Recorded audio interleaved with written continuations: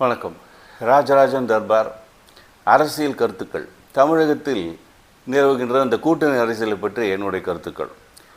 இன்றைக்கு அதிமுகவில் முக்கியமாக பிஜேபியோட ஒரு மெயின் கூட்டணி வச்சுருக்காங்க. கூட இன்றைக்கு நேற்றைய தினம் அமமுக தினகரன் தலைமையில் இணைந்திருக்கிறது. இதில் ஃபர்தராக வர வேண்டியது தேமுதிக. அவங்க இந்த சீட்டு பேரம் நடந்து கொண்டிருக்கிறது. திமுக பக்கத்தும் பேசி கொண்டிருக்கிறார்கள், அதிமுகவிடம் பேசி கொண்டிருக்கிறார்கள். யார் அதிகம் சீட்டு கொடுப்பாங்களோ அங்கே போய் சேருவது போல் ஒரு கொள்கை பிடிப்பு இல்லாத ஒரு கேவலமான அரசியலின் வெளிப்பாடாக தான் இதை பார்க்க வேண்டியிருக்கிறது. அதுக்கடுத்தது பார்த்தோம்னா பாமக. அது அன்புமணி ஃபேக்ஷன் ஏடிஎம்கேக்கு சப்போர்ட்டாகவும், ராமதாஸ் ஃபேக்ஷன் டிஎம்கே கூட கூட்டணி இருப்பதாக ஒரு கருத்து நிலவுகிறது. இன்னும் அதுவும் முடிவு செய்யவில்லை. எப்படி இருந்தாலும் அதெல்லாம் ஏடிஎம்கே சார்ந்தது, அது தனியாக இருக்கட்டும். அதுக்கடுத்தது நாம் தமிழர் கட்சி சீமான் அவர்கள் எப்பவும் போல் ஸ்டேடியாக எல்லா தொகுதியிலும் தனியாக நிற்கிறேன் என்று சொல்கிறார். அதுக்கு முழு பாராட்டுகளை நம்ம தெரிவித்துக் கொள்ளலாம். அதுக்கப்புறம் புதிதாக கட்சியை துவக்கியிருக்கிற தமிழர் வெற்றி கழகம் விஜய், இவரோட கட்சி கூட்டணிக்கு தயார் என்று சொன்னால் கூட யார் எந்த பெரிய கட்சியும் அவரிடம் இன்னும் கூட்டணி வைப்பதற்கு தயாராக இல்லை. அதை பொறுத்திருந்து பார்ப்போம். அதுக்கப்புறம் முக்கியமாக நம்ம வரோம்னா டிஎம்கேயில் வலுவான கூட்டணி என்பது சந்தேகமில்லை. ஆனால் புதிதாக காங்கிரஸ், விடுதலை சிறுத்தைகள் மற்றும் கம்யூனிஸ்ட் இவங்கெல்லாம் அதிக சீட்டுகள் மற்றும் ஆட்சியில் பங்கு என்று ஒரு புது வேண்டுகோளை வைத்திருக்கிறார்கள்.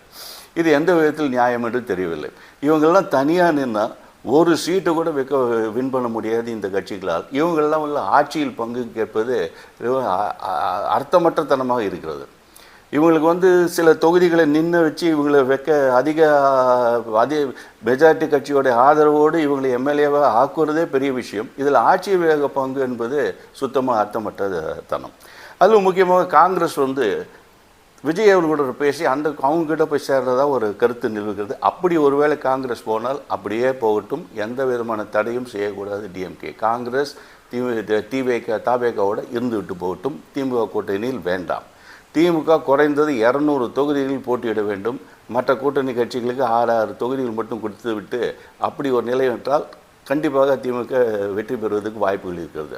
திமுக என்னுடைய கணிப்பு பிரகாரம் திமுக இந்த தேர்தலில் 26 தேர்தலில் கிட்டத்தட்ட குறைந்தது 35% கிடைக்கும் இந்த வழியில் போனால். இரண்டாவது அதிமுக மேக்சிமம் 25%. அதுக்கப்புறம் தாவேகா காங்கிரஸோட கூட்டணி சேர்ந்தால் கூட 15% மேக்சிமம். நாம் தமிழர் கட்சி ஒரு 10%. ஸோ இந்த வகையில் திமுக மேக்சிமம் வருவதற்கு வாய்ப்புகள் இருக்கிறது. மக்கள் என்ன நினைக்கிறார்கள் என்று பார்ப்போம். இந்த விடைபெறுகிறேன். நன்றி, வணக்கம். ராஜராஜன் வாசன், இந்திய மறுமலர்ச்சி இயக்கம்.